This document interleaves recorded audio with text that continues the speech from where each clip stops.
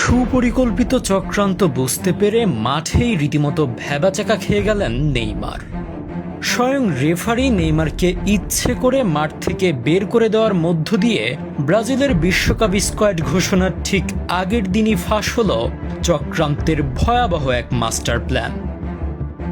Injury থেকে ফিরে টানা ভালো পারফর্ম করার পরও কার্লো আনচেলত্তি কেন নেইমারকে গোনায় ধরছিলেন না তা এবার হয়তো স্পষ্ট। বিশ্বকাপ স্কোয়াড ঘোষণার আগের দিন কুরিতিবার বিপক্ষে ম্যাচে নিজের ঝলক দেখানো শুরু করেছিলেন নেইমি। তবে সেটা যেন আর দীর্ঘ না হয়, তাই রেফারি কষলেন এক ভয়াবহ ছক।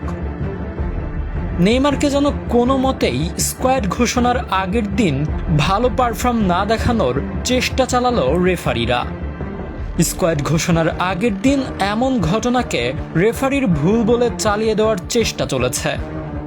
ম্যাচের মাঝে অনস্ক্রিন নেইমার দেখিয়েছেন বদলি করতে বলা হয়েছে ৩১ নম্বর জার্সিধারী গঞ্জালো এসকোবারকে, তবুও বদলানো হয়েছে নেইমারকে। অজুহাত হিসেবে দাঁড় করানো হয়েছে নেইমার স্প্রে ও কাফ মাসলের ব্যথার চিকিৎসা নিতে সাইডলাইনে গিয়েছিলেন।